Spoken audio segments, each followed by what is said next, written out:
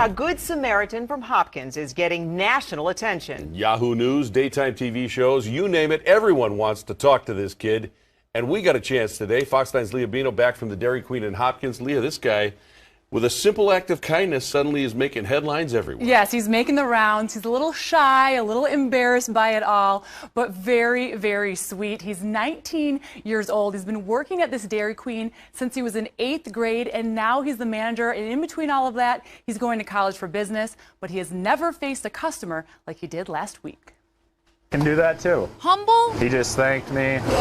Thank you very much, sir. And hardworking. I said it's no big deal. Joey Prusak is being called a Good Samaritan, but doesn't care for the title. I didn't tell anyone. The owners of the Dairy Queen on Main Street in Hopkins had no idea what happened until they got an anonymous email passed along from corporate. Dear owner, I was at your store on September 10th at around 1 o'clock p.m. during lunch.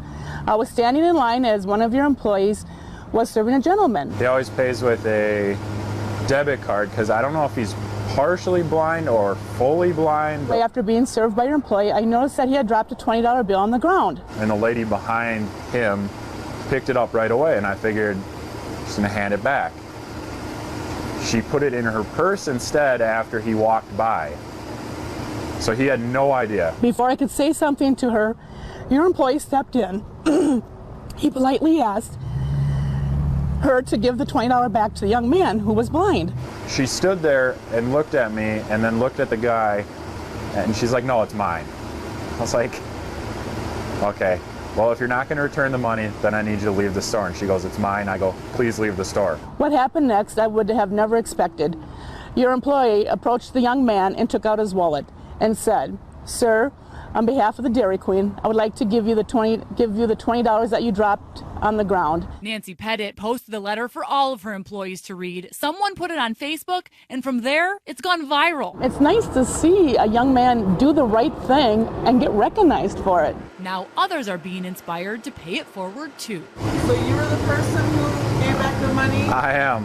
You are, so I want to give that to you. Oh. You're out $20. You know, it's nice to know there still are people like that in this world. I didn't expect anything, nor did I frankly want anything from it, because it wasn't anything that I wouldn't have done on any other day. I mean, And that customer who passed along a few extra bucks wasn't the first one. He's had other people do the same today. Joey says the man who lost the money, the woman who picked it up, and the witness who wrote that glowing letter are all strangers, and he has not seen any of them since. And since we put this on Facebook and social media, it has exploded with comments that are so heartwarming and, you know, such a sweet story. Well, he seems like such a great guy. Yes. I mean, like truly one of those great people. Hard worker, absolutely. And he's been working with this particular Dairy Queen and this family for 6 years. So they are very much like family, which is why when he gave that 20, he felt it was on behalf of everyone. And they did reimburse him and, you know, which is why toyed with the idea of a raise. On But behalf of the DQ, yeah. they're a very, very close-knit group over there, which is very sweet. You know what? It should be exploding on social media. It's so nice to be able to have a nice story to start off a newscast like this. As I always say, I'm a sucker for happy news. Count on. His family calls it a miracle. A 3-year-old boy is alive tonight after a car accidentally rolls over his head, but neighbors came to his rescue. Action 7 News reporter Liz McKernan has the story you will see only on 7. Doug and Shelley, nothing short of a miracle. Little Mario is up and talking with only a few scrapes and bruises. His family grateful to a neighbor who lifted the car with his bare hands to save the boy.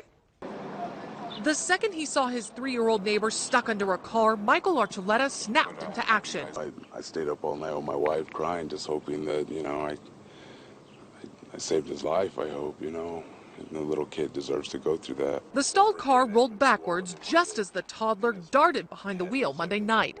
The maintenance worker at the mobile home park in northeast Albuquerque says he still can't believe it. The tire rolled over his head and he was stuck under, his whole body was stuck sideways, his ribs were under here. So Archuleta put his best foot forward. I just grabbed the car and just lifted it up.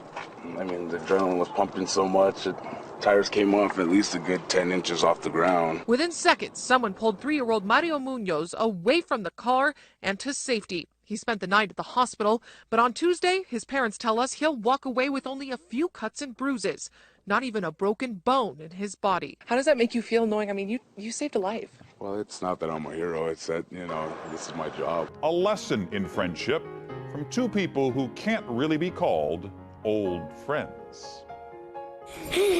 At Central Elementary in Union, Missouri, the best teachers may just be two students. Hi, Mr. Camera. They are both individually incredible. First graders Vincent Butterfield and Zach Gossage are very good friends and often very silly. Why does the chicken cross the playground? Why? To get to the other slide. But recently, there wasn't a lot to laugh about. It was terrifying. Last June, after feeling ill and tired for weeks, Zach was diagnosed with acute lymphoblastic leukemia, a fast-growing cancer of the white blood cells. As a parent, you want to make sure that nothing bad ever happens to your child, and when something does, you want to be able to fix it. And I couldn't. Still, while everybody around him took it hard, Zach took it in stride. Despite frequent trips to the hospital, he almost never missed a day of school. Because I get to play with Vincent outside at recess. As for Vincent, he started asking questions and learning about cancer. It's when your white blood cell and your red blood cell fight. Then he learned that Zach's treatments were expensive. We had been making these scarves just like this, and he just kind of said it would be cool if we could make a whole bunch of these and sell them. He sold more than 20, earning a couple of $100. You raised $200? That's a lot of money. Mm-hmm. Yeah, and who did you give it to? Zach. Vincent also found out that Zach might lose his hair because of the chemotherapy treatments. I have a dream. So one day he showed up to Mrs. Kester's first grade class wearing a stocking cap. And he said, Mrs. Kester, I have a surprise for Zach. And I said, well, you do? And he said, yes, I do. And he pulls off his stocking cap, and here I see that he shaved his head. I cut it off. You cut off your hair? How come? To make Zach feel like he's not the only one without any hair. Come on in. Zach continues to get treatments and continues to come to school every day. He comes in and you say, how are you? And he says, fine. And Vincent, well, he may be young, but he's teaching us the oldest lessons. What is friendship? What is friendship? A beautiful thing. Indeed it is. Hi, hi, hi. Clearly, wisdom doesn't always come with age. Okay. Let's go.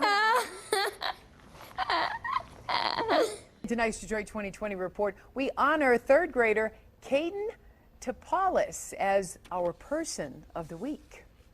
8-year-old Caden Topalis often participates in the classroom.